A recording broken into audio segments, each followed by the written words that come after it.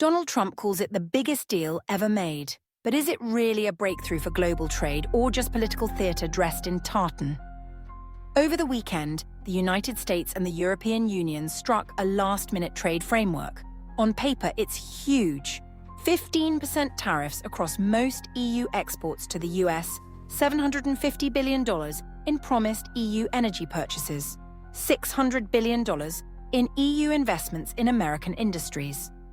But scratch the surface, and the numbers don't add up.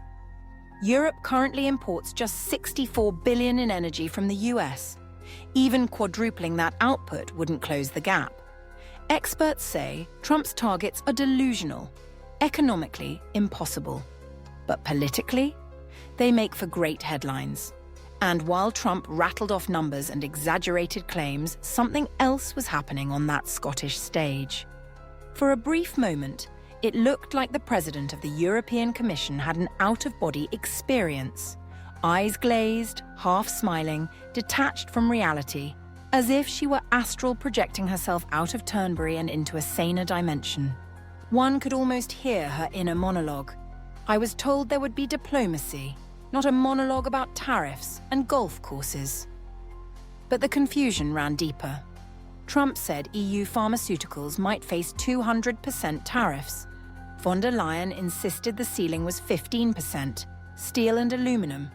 Trump says 50% forever. The EU expects quotas. Same deal, different versions. And that's the problem.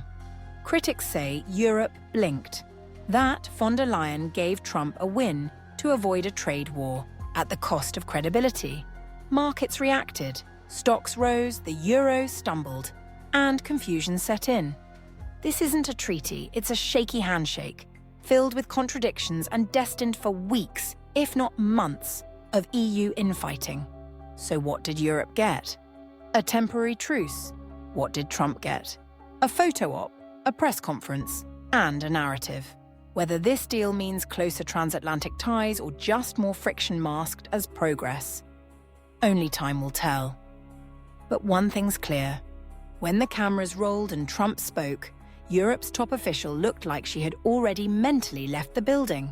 Like this video, subscribe for more European and global analysis, and visit westernrelations.com for full articles and deep dives. Thank you for watching.